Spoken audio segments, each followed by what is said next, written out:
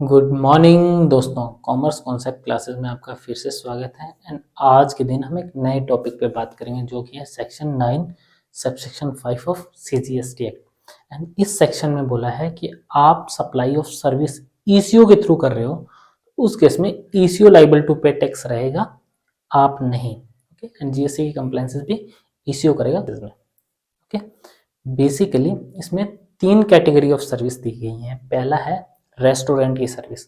Restaurant की service अगर eco के थ्रू हो रही है तो ईसीओ लाइबल टू पे टैक्स रहेगा। एंड इसका एग्जांपल क्या है?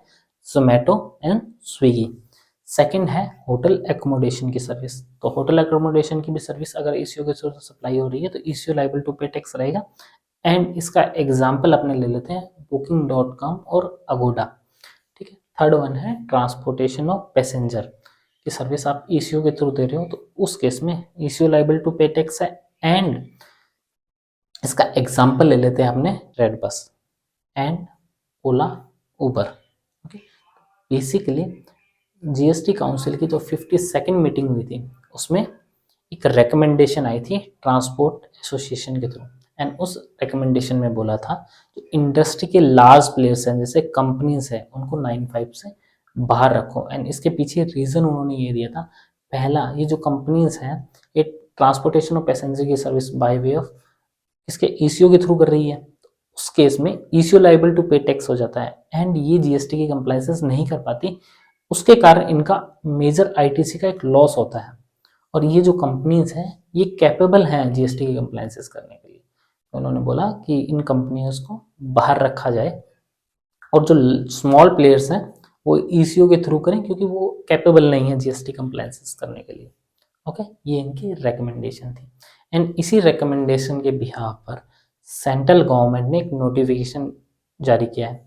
एंड उस नोटिफिकेशन में बोला है कि आप ट्रांसपोर्टेशन ऑफ पैसेंजर की सर्विस किसके ईसीओ के थ्रू कर रहे हो और आप एक कंपनी हो तो उस केस में आप पे 9(5) नहीं लगेगा, आप डायरेक्ट अपना जीएसटी की कंप्लायंसेस कीजिए एंड टैक्स भरिए एंड आईटीसी क्लेम कीजिए। ओके, पहला चेंजेस तो ये बोला। दूसरा है transportation of passenger by way of omni van कर रहे हो तो उस केस में ओमनी वैन को भी 9(5) से बाहर रखा गया है।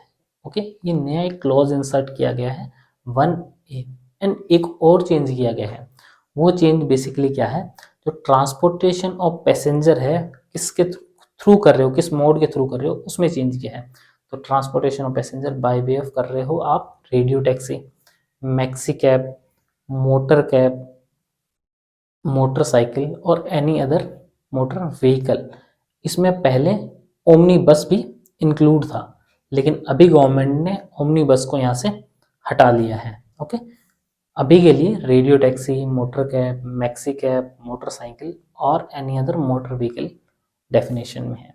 एंड जो कंपनी को डिफाइन किया गया है वो कंपनीज एक्ट 2013 के सेक्शन 2 सबसेक्शन 20 में बताया गया है। एंड जो कंपनी है उसी सेक्शन के अकॉर्डिंग डिफाइंड रहेगी। तो बेसिकली अभी इस मोटा मोटा देखें तो इसमें एक तो ओमनी बस है उसको बाहर रखा गया है 9(5) से। एंड सेकेंडली क्या है, जो कंपनीज हैं जो ईसीओ के थ्रू ट्रांसपोर्टेशन ऑफ पैसेंजर की सर्विसेज दे रही हैं उनको 9(5) से बाहर रखा गया है। एंड यही इसका मेजर चेंज है। आज के लिए इतना ही, मिलते हैं कोई सी नेक्स्ट लेक्चर में नए टॉपिक के साथ। तब तक के लिए बाय बाय।